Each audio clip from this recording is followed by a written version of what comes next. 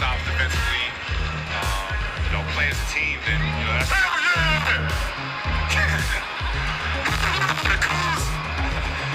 I mean, yeah, you got it. There we go. What's going on, dudes and dudettes? So, yes, the Pac-12 the other day officially decided to suspend all their fall sports. That definitely includes football. So, as of right now, they are working towards getting something done during the spring. It does suck.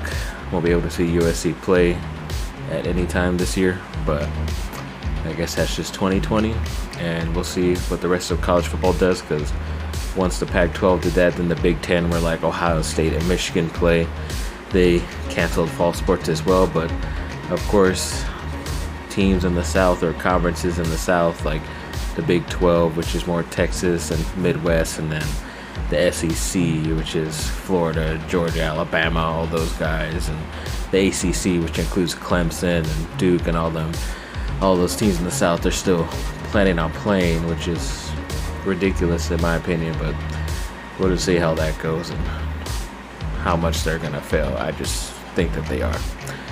And then when it comes to a little bit of positive news when it comes to Kobe, the city of Orange County is officially proclaiming 8/24, August 24th, Kobe Day in their city, which is pretty awesome. And I think Nike is dropping like a couple new jerseys and shoes as well for that day. It's really cool to see they're still honoring Kobe this year. Hopefully it can continue. And yeah, it's great to see overall. And then during the first episode of Hard Knocks on HBO, which includes following both LA teams, the Rams and the Chargers, found out that head coach of the Chargers, Anthony Lynn, had COVID, and nobody really knew about it. I think at one point earlier this year it was said like a couple of staffers had it, but they never officially said who. And yeah, he said he didn't really have that much crazy symptoms, just a weird cough, and it kind of just went away. But yeah, it's just pretty crazy. Luckily he's over it, and hopefully, and I'm pretty sure he hasn't been spreading it because he's still all around the players as of right now, so everything looks good for him, so that's always good to see.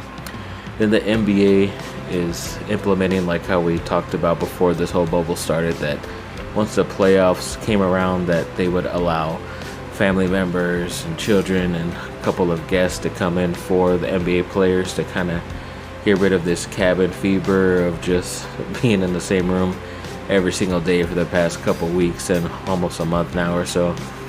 So yeah, I mean, it could be a good thing, but I'm pretty sure once the families and whoever the guests are come down, they have to do at least a week quarantine and everything like that. So it's gonna go by the same protocols as they did when they came down, and hopefully it'll go as planned and nothing will get stopped just because someone has something. But yeah, as of right now, it looks pretty good so far for the bubble. And then when it comes to Cam Smith, remember in the last video I mentioned that he's going to end up having open heart surgery, the ex-USC linebacker for the Vikings, but they did waive him. But apparently they did that so they can be able to re-sign him again and be able to put him on a certain injury list, which gets them like a couple hundred, like pretty close to $1 million, and on for at least that year, and be able to return to the team. It's pretty cool, yeah, as long as it happened. But when I first saw that they waived him, I was like, it's pretty messed up, but at least they did it for a good cause and they're helping him out, which is really cool. And then yeah, the Lakers, they went out, one of their second to last games, they did play pretty good team in the Denver Nuggets, and they were able to beat them. It did feel like a playoff game, playoff atmosphere the whole entire time. LeBron had 29 and 12, I believe, and Anthony Davis had 27 points as well. And as you're looking at these highlights, Kyle Kuzma eventually does end up making the game winner. And this is a true game winner because they were actually down. So it's not like when the game's tied and it could still go into overtime. If he missed this shot, they lose. But he got pretty much wide open. His defender went towards LeBron, which is pretty crazy. And yeah, he still had to shoot over a 7-2 guy that came late, but it was still a pretty wide open shot. Luckily he made it, and Yeah, as of right now, it looks pretty good so far for the Lakers. I think they are going to play the winner of the play-in game of Memphis and Portland. Portland only has to win one game against Memphis, but Memphis has to win two if they want to get the final and 8th spot in the Western Conference. But we do know that the Lakers are going to start playing the playoffs on Tuesday. And luckily, because it's every other day, they'll be playing on my birthday that Saturday, which is pretty cool next week. So we're looking forward to that, and hopefully it's not against the Portland Trailblazers and the hot streak of Damian Lillard, Dame Dalla as they call him, going into the playoffs, because that could be pretty scary for the Lakers. But I still have them in 6 games if they do end up playing Portland. A lot of information, but I think I can do it real quick. So yes, Brandon Campbell, a USC running back coming in 2021, has decided to forego his senior season, like a lot of these guys have coming in next year, and is going to enroll at USC early. So we'll see how all that goes. And he's going to be able to finish high school soon and then enroll early next year. So good luck to him. And then Everson Griffin, a really good defensive end, an ex-USC player, and he recently just left the Minnesota Vikings after being there his whole entire career. And really wanted him on the Chargers, but of course, of all teams, he has to go to the Dallas Cowboys. And he's joined by other 2 USC great players, and defensive tackle Antoine Woods and left tackle Tyron Smith. I don't know why they're on such a horrible team, but we'll just have to deal with it for now. That's like a 1-year, $6 million deal, so congrats to him, and I guess good luck. Just not against the Chargers. And then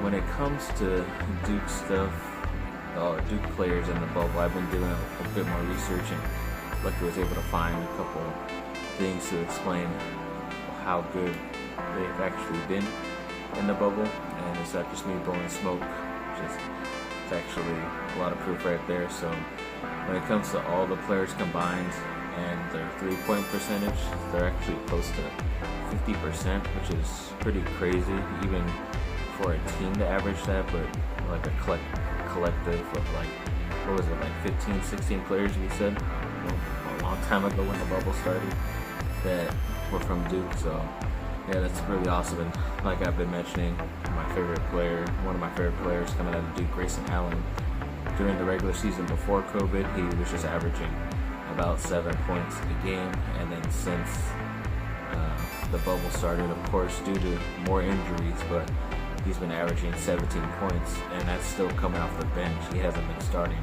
so he's been showing he could do great when given an opportunity. Gary Trent Jr., same thing, and even Jahlil Okafor, one of his last games, he went off the ex-champion for Duke and number 3 overall pick. People have written off, but he started that game like 9 for 9, and it's like an amazing flashback, even though he's only like 3, 4, 5 years in the league. It hasn't been that long for him, but yeah, it's great to see these guys getting to play games, and a lot of them are going to have some playoff matchups as well, which is really cool. So luckily the brotherhood is still going strong, and even Frank Jackson, one of the ex-Duke point guards / shooting guards, he went off on his last game, having a career high over 30 some odd points and a couple of dimes and 0 turnovers as well, which is great to see for him. He's always been a way back up and had to deal with injuries, but luckily he was able to show out against that last team.